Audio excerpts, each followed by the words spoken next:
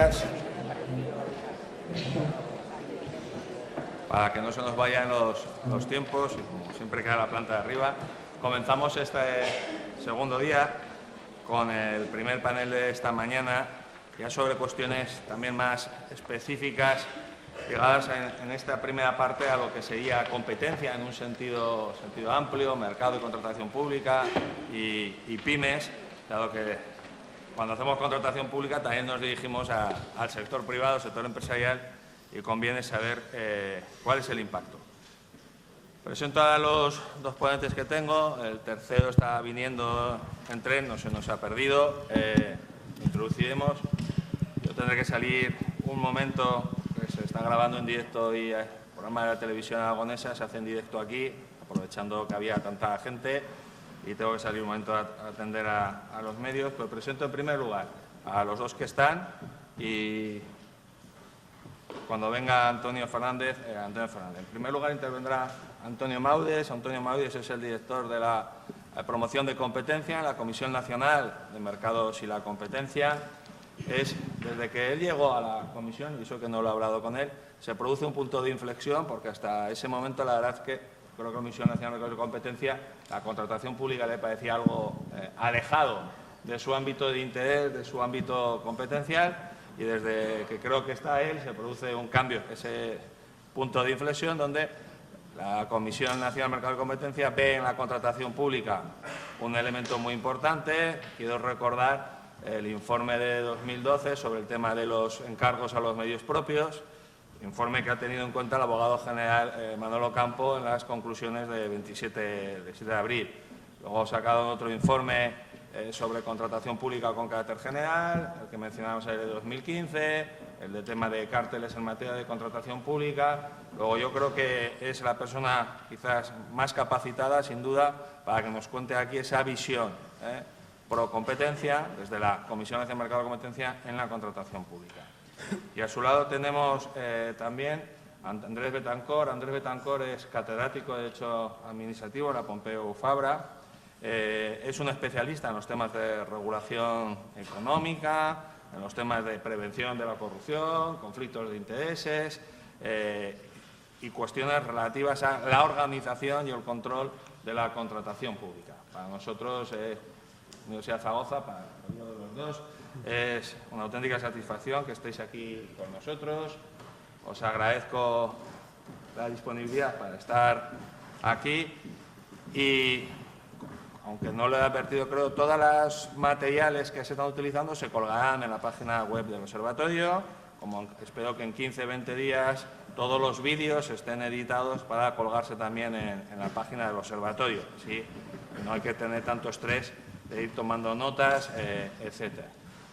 Bueno, pues sin más, le dejo a Antonio, que va a innovar porque va a salir al plató con micrófono.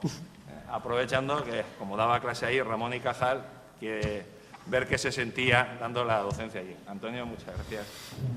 Muchas gracias. Muchas gracias al profesor Jimeno por la organización del evento de hoy. La verdad es que no he podido resistir cuando me dijeron que Ramón y Cajal hablaba desde aquí sin micrófono y que estaba diseñada la sala para que se oiga en las tres plantas. Bueno, la presentación que querría realizar, relativamente concisa y un poco casi como documento de reflexión para esta primera jornada de los nuevos escenarios en contratación pública. ¿Vale? Un tema que, como comentaba el profesor Jimeno, le estamos dedicando recursos crecientes, no solo desde la CNMC, sino desde todas las autoridades de competencia de las comunidades autónomas. La autoridad vasca, por ejemplo, está siendo muy activa también con temas de contratación pública, y a nivel Unión Europea. A nivel Unión Europea hay autoridades de competencia como la sueca, que ha incorporado la contratación pública. Bueno, querría resumir quizás el nuevo escenario de la contratación pública con una imagen. Ahí está. No solo en contratación pública, está habiendo un tsunami derivado de la digitalización. Esta digitalización de la economía no afecta solamente al aprovisionamiento público, lo estamos viendo en todos los sectores, también en los privados, taxi, alojamiento turístico, energía eléctrica, medios de comunicación, mercados políticos, incluso con la reducción de las barreras de acceso en todos los países. Esta digitalización de la economía facilita una mayor competencia, es decir, un mayor acceso a nuevos entrantes, que también tendrá implicaciones desde el punto de vista de las pequeñas y medianas empresas para el acceso a la contratación pública, y en una mejora de la regulación. Bueno, aquí puede tacharse que seamos o que pequemos de optimismo, una regulación basada en datos. La digitalización lo que implica es que las ideas se pueden representar como ceros y unos y que hay constancia, hay trazabilidad, hay unas cantidades ingentes de información en contratación pública que previamente no podíamos utilizar. Tiene además en contratación pública una variable fundamental que es la transparencia. Una transparencia que previamente era mucho más complicada de lograr y que en la actualidad el acceso a esos datos a través de portales Open Data, a través del portal transparencia.gov, a través de la plataforma de contratación, de PLACE, de TED en la Unión Europea, nos genera un lago de datos que pueden ser utilizados para la evaluación ex post de la contratación pública e incluso para plantear diseños de pliegos de procedimientos más eficaces.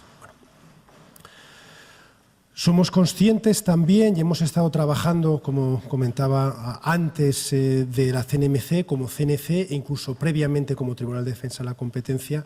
Yo creo que somos muy conscientes que los que saben de contratación pública son los administrativistas, y que muchas veces el enfoque que se daba como autoridad de competencia parecía muy enfocado técnicamente como juristas en la aplicación de los artículos 101 y 102 del Tratado de Funcionamiento de la Unión Europea.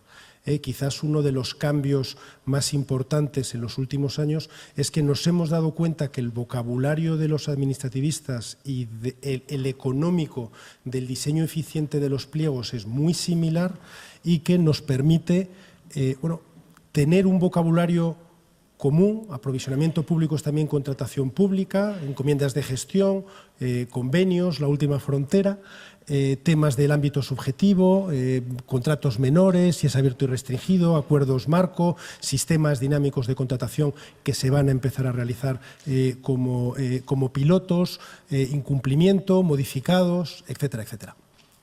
Otros objetivos del nuevo paquete de contratación. Nos hemos quedado es importante también quedarnos con la idea de la enorme importancia económica. Cuando como economistas hablamos de la importancia económica no nos referimos a un tema presupuestario exclusivamente.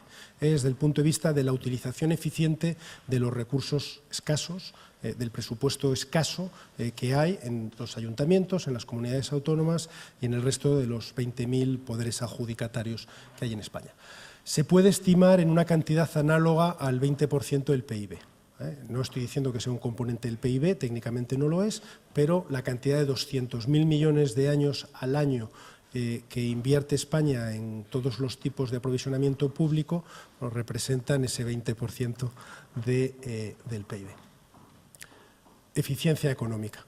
Hay más variables, pero nosotros como Autoridad de Competencia y Regulación Económica Eficiente nos centramos fundamentalmente en la eficiencia económica. En la sala me imagino que la mayor parte somos juristas, yo creo. ¿Economistas hay en la sala? ¿Sí? ¿Informáticos? ¿Ingenieros hay alguno? Vale. Bueno, yo creo que otra de las características fundamentales, digamos, de estas nuevas posibilidades, este nuevo escenario de la contratación pública es la necesidad de desarrollar equipos multidisciplinares para poder sacar información cada vez más ingente y más actualizada que nos facilita la contratación pública, algo que no es para nada fácil y bueno, pues en lo que hay varios grupos en estos momentos a nivel europeo y a nivel español trabajando en torturar a los datos, en hacer hablar a los datos sobre qué es lo que está ocurriendo en contratación pública con numerosas lagunas que existen. Bueno, ¿Cómo llegamos aquí? Como autoridad de competencia estoy hablando exclusivamente, no sabemos cómo ha sido el desarrollo de la normativa de contratación. Bueno, como autoridades de competencia llegamos ahí a través de un análisis ex post, a través de la persecución del artículo 101, ¿vale? De la colusión de los acuerdos entre empresas perseguibles por el Tratado de Funcionamiento de la Unión Europea, que es, es una parte esencial del primer pilar del mercado interior y, de hecho, DG GROW, la unidad competente de la Unión Europea, le va a dar una potencia adicional al mercado interior de contratación pública, y las directivas 24, 25 y 26 no están ahí de casualidad, ¿no? Bueno, hay una dirección de competencia, pero cuando empezamos a ver la contratación pública nos fuimos dando progresivamente cuenta que el tema era grave, ex post, hay colusión, hay seguimiento, hay sanciones, pero que el problema previo era todavía mayor, en el sentido del diseño de los pliegos, la capacidad que tenían las empresas de acceder, las propias barreras que se pueden encontrar por la propia lotización, por las fechas de presentación, por los requisitos técnicos o económicos que se ponen en los pliegos e incluso por la propia normativa. En ocasiones la normativa te obliga o te facilita el realizar un proceso de aprovisionamiento de cierta manera en la que se reduce la tensión competitiva. Para nosotros la tensión competitiva es fundamental cuando no hay fallo de mercado, porque es el sistema mejor inventado hasta la fecha por la humanidad para, si no hay fallo de mercado, a través del sistema de precios relativos, en este caso por un procedimiento competitivo, llevar a resultados socialmente, económicamente eficientes. Eficientes en el sentido de no puedes lograr más adicional con el dinero que estás asignando, la utilización eficiente de recursos escasos. Tenemos el Departamento de Promoción de la Competencia, que estamos enmarcados en lo que sería un organismo, CNMC, que tiene también una labor de regulación sectorial, además de autoridad de competencia. Fundamentos promoción. Se ve ahí la imagen, un poco, nos dedicamos a leer, nos dedicamos a analizar, a tener una función consultiva, a dar criterio. Somos la parte no sancionadora de la CNMC. Nuestra función es intentar convencer, dando argumentos en los informes, como luego veremos, pero somos conscientes que el protagonismo lo tienen los órganos proponentes, los que realizan los pliegos, los que tienen que seguir el procedimiento de contratación, los que pueden detectar cuando una presentación huele a colusión o cuando tienen que mejorar o podrían mejorar los procedimientos para lograr un mejor resultado en ese procedimiento, en ese proceso de contratación. Somos también conscientes que entre la teoría y la práctica nos encontramos con muy escasos medios, el riesgo a las impugnaciones, la tendencia a intentar copiar pliegos previos que han pasado ya un procedimiento completo, el riesgo a lotizar, el riesgo a centralizar. Es decir, que la contratación pública mantiene en una era ya digital, en un nuevo escenario que nos permitiría ser mucho más rápidos y mucho más flexibles, mantiene todavía unos instrumentos que no han acabado de evolucionar a la velocidad que nos exige en otros sectores el tsunami que veíamos en la primera imagen. ¿Vale? Forma jurídica, obviamente, es decir, todo lo que está relacionado con la contratación pública tiene unas especificidades jurídicas muy complicadas que al mismo tiempo en ocasiones pueden funcionar como barrera de acceso a otras empresas. Muchas empresas saben producir sus productos, saben facilitar sus servicios, pero no saben cómo acceder al mercado de la contratación pública. La propia normativa puede ser una barrera de acceso de las empresas a esta contratación. Tiene un fondo económico, es dinero público, los artículos que luego veremos de Constitución Española, del Tratado de Funcionamiento de la Unión Europea, que obligan a que haya un procedimiento eficiente, que haya una tensión competitiva en el aprovisionamiento público siempre que aquel sea posible. ¿Vale? Para nosotros como economistas esto también es fundamental. La relación a largo plazo entre la productividad y los salarios reales. Para que un país sea rico, para que un país tenga la capacidad de que sus ciudadanos tengan unos salarios reales elevados, la relación con la productividad es clara. Es una identidad económica, y el papel que puede realizar el sector público para mejorar esa productividad, en buena medida, desde el punto de vista de contratación pública, creo que hay bastante consenso también que está infrautilizado. ¿Hay alguien que considere que tenemos optimizada la contratación pública en estos momentos? No ya digo en España, sino a nivel europeo. Pues posiblemente no. Es decir, está claro, y es un tema también de medios de comunicación, pero no solo, a nivel también de academia, que esto se puede realizar. Bueno, estas son nuestras dos perchas jurídicas, no solo, hay un cuerpo doctrinal impresionante detrás de lo que es contratación pública, y no solamente la parte de normas jurídicas, sino a nivel jurisprudencial, enorme respecto a cuáles son los precedentes que se puede realizar en un determinado tiempo, ¿no? Pero nosotros tenemos dos perchas, que son el artículo 38 de la Constitución española, es decir, la libertad de empresa como principio en el que, si lo quieres restringir, tienes que motivar en un fallo de mercado, en una razón imperiosa de interés general, por la cual es mejor para el interés general no permitir el acceso a ciertas empresas, pero la prueba está a favor de ese acceso, de esa libertad económica, libertad de elección, y el artículo 119 del Tratado de Funcionamiento de la Unión Europea.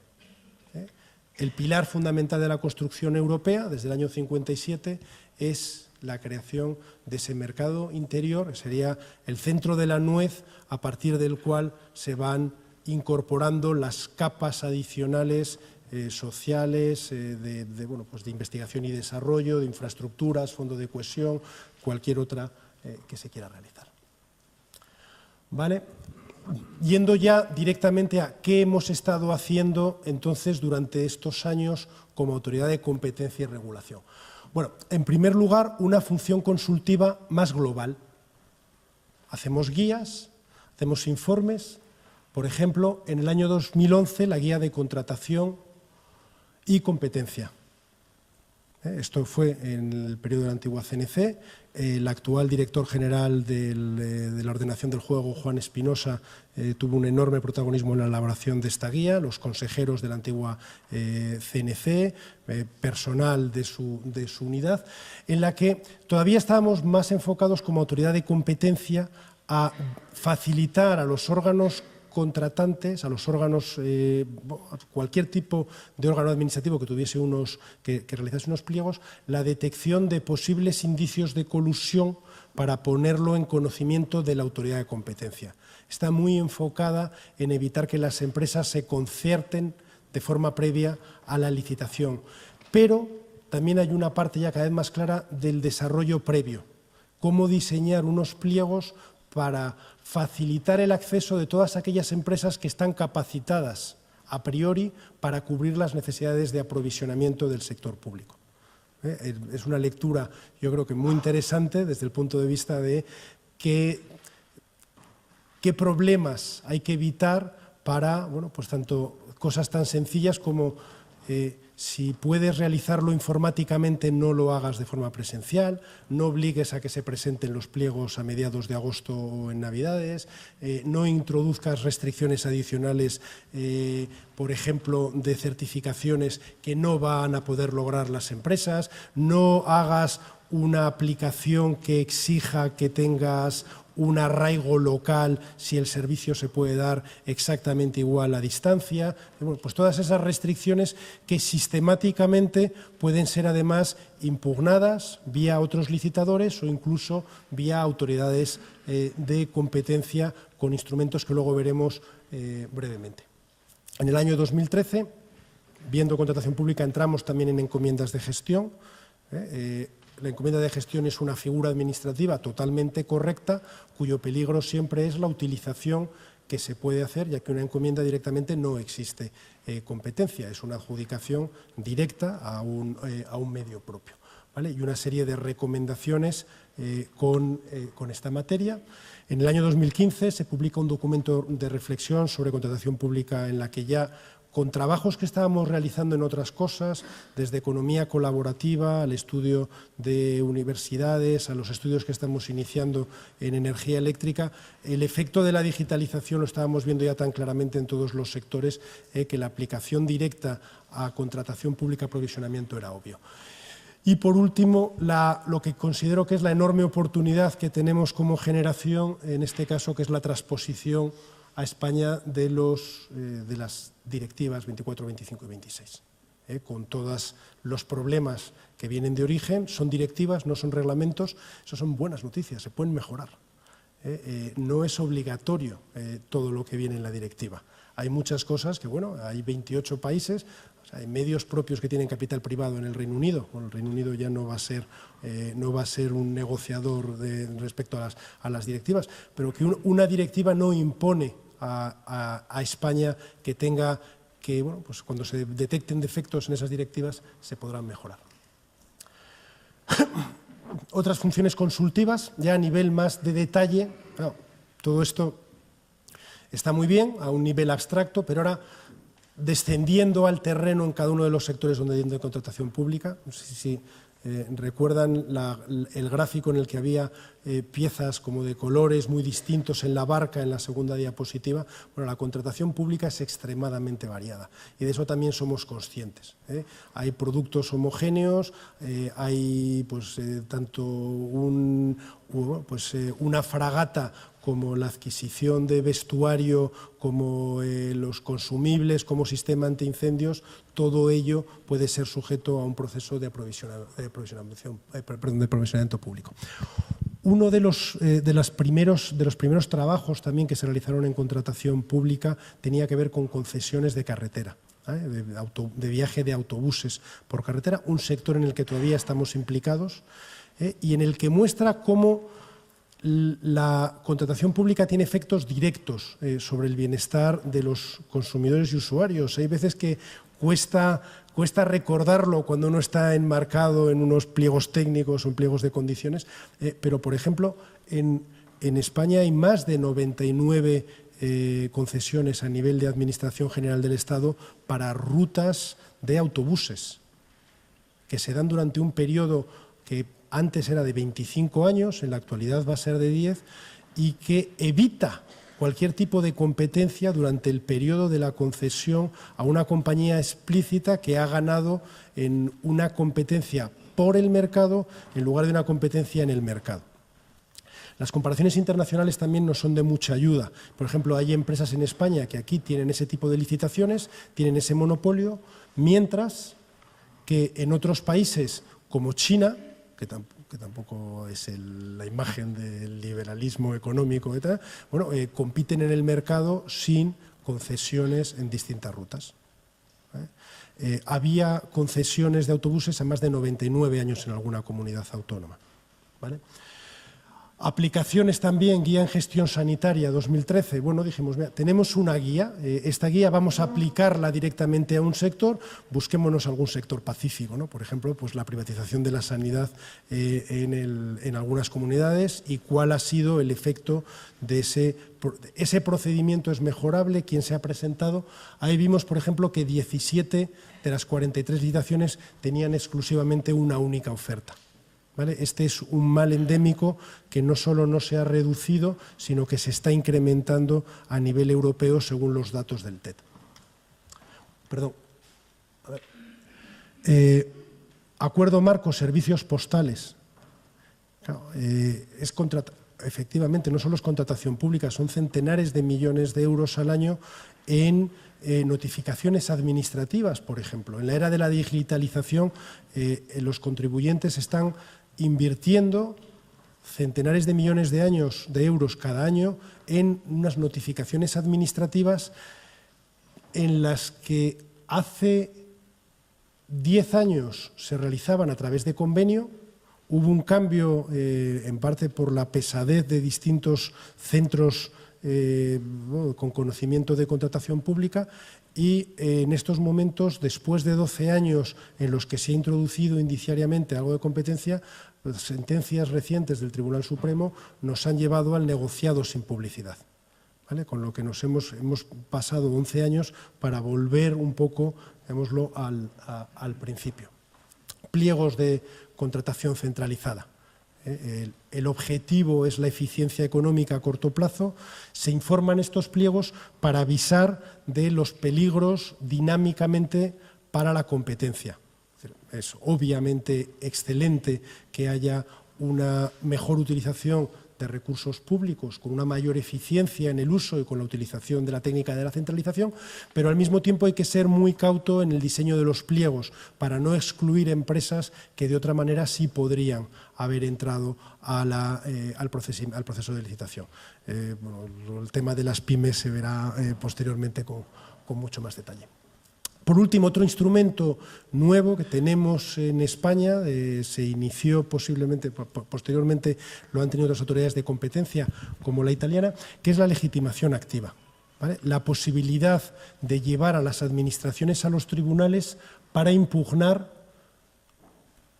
normas o actos administrativos que representen barreras a la competencia efectiva, y añadiría, por artículo 27, o que no estén ajustados a los principios de necesidad y de proporcionalidad, que son los dos focos que llevamos siempre a la hora de valorar esta normativa. Lo hemos utilizado ya en el año 2010 con los decretos de concesiones de transporte por carretera, lo que comentaba previamente que habíamos iniciado con el informe, y más recientemente en el año 2014 las instrucciones de contratación pública de la Generalitat de Cataluña, una parte muy específica de las instrucciones que hacían una obligación de localización física de las empresas. En la primera se ganó en el Tribunal Supremo y la segunda la Generalitat convino en retirarlo antes de llegar a la sentencia, con lo que fue también una muy buena noticia de utilización de este instrumento. Bueno, voy concluyendo. Toda la labor de la CNMC viene finalmente acompañada por recomendaciones. Recomendaciones desde el punto de vista de replanteamiento de la normativa de contratación pública, desde el punto de vista también de las mejoras relacionadas con el factor humano. Muchas veces las unidades que tienen que realizar los pliegos directamente no llegan por una cuestión de tiempo, no llegan porque no tienen la capacidad de realizar las consultas previas al mercado, o no tienen más posibilidad debido a los plazos, ya que te llegan los siguientes, a intentar copiar y pegar el previo, que sabes que al menos no dio problemas o no hubo litigiosidad. Bueno, eso es un problema grave y es un problema cuya solución posiblemente sea a tiempo a la CNMC ha dedicado recursos, y que pensamos que está relacionado con mejoras del uso de las nuevas tecnologías, y de una manera que vemos y que estamos empezando a utilizar en distintas unidades claramente. La gran pregunta del nuevo escenario: ¿es una oportunidad única? Pensamos que sí. La digitalización ha cambiado el marco en el que se puede desarrollar. Tenemos la ley también de reutilización de datos públicos, las leyes 39 y 40 del procedimiento administrativo, la ley de garantía de unidad de mercado, la propia transposición de las directivas. Esa digitalización nos trae instrumentos cada vez más potentes. Las palabras Big Data y Open Data, de tanto utilizarlo, parece que se van a acabar erosionando, pero realmente se puede, y no solo realmente se puede, sino, por ejemplo, tenemos un proyecto beta en estos momentos en la CNMC en la que hemos descargado la totalidad de Place, de la plataforma de contratación. Tenemos también descargada la totalidad de los pliegos. Estamos realizando un análisis de texto en base a instrumentos que había en la dirección de instrucción para detectar cárteles en los propios textos de las empresas, y estamos empezando a realizar análisis estadístico con programas, algunos de código abierto como R, otros que hay que adquirir como MicroStrategy, en la que cada vez de manera más adicional esa transparencia no tiene que terminar únicamente en la disposición a través de plataformas de datos que son extremadamente difíciles de computar, de calcular, de utilizar por parte del usuario final, sino que tiene que dar valor añadido en el control ex post, en la mejora del diseño ex ante y en la posibilidad de que esa transparencia se traslade en una rendición de cuentas. Porque al final la transparencia sin efectos prácticos lleva un poco a la sensación de, bueno, pues sí, efectivamente lo sabíamos todos, que solamente se presenta un licitador, pero ¿qué se puede hacer? O ya hemos visto que solamente, o que hay muchas que se presentan en junio, etcétera, etcétera. Transparencia, como digo, tiene que llevar a rendición de cuentas. Hay conciencia social, hemos detectado cada vez una mayor implicación por parte de las administraciones en avisar de posibles casos, en el envío de pliegos para informe de la CNMC. Por ejemplo, el Ayuntamiento de Gijón el año pasado nos remitió unos pliegos precisamente para las notificaciones administrativas, para la parte de aprovisionamiento de postal. Consenso jurídico doctrinal, bueno, esto es discutible como todo lo que es consenso doctrinal, pero viendo muchos otros campos del derecho, yo creo que probablemente los administrativistas en estos momentos tienen relativamente más claro que el resto de las ramas o de muchas otras ramas del saber jurídico cuál es el camino correcto de la contratación pública, del aprovisionamiento público. Cómo el diseño de sistemas eficientes forma parte esencial del desarrollo de los administrativistas. Multidisciplinar, avances en la microeconomía. No es casual que el economista jefe de Google sea Hal Varian. La capacidad, es uno de los microeconomistas más conocidos posiblemente de la última generación. La capacidad que nos da de hacer un seguimiento como sector público de estos mercados artificiales, que es la contratación pública, si lo pensamos bien, son contratos en los que estamos diseñando la oferta, en las que tenemos los datos de precios, de retiradas de licitadores, de momentos de presentación, de quienes estaban en la mesa de contratación. Podemos hacer comparaciones entre distintas regiones, distintos productos, distintos países. Se pueden alterar los pliegos en el siguiente procedimiento para facilitar una mayor eficiencia en el uso del dinero público. Es decir, las capacidades son prácticamente infinitas. Y por último, la transposición de las directivas 24, 25 y 26. Hay un cambio en el terreno de juego, va a haber un cambio en el marco jurídico. La batalla en el Congreso, que es donde se libran estas batallas, está siendo y va a ser tremenda. Se va a intentar, vía enmiendas, pues volver a las instrucciones específicas de las empresas públicas, se va a intentar ampliar los límites de los modificados, se va a intentar mantener los contratos menores.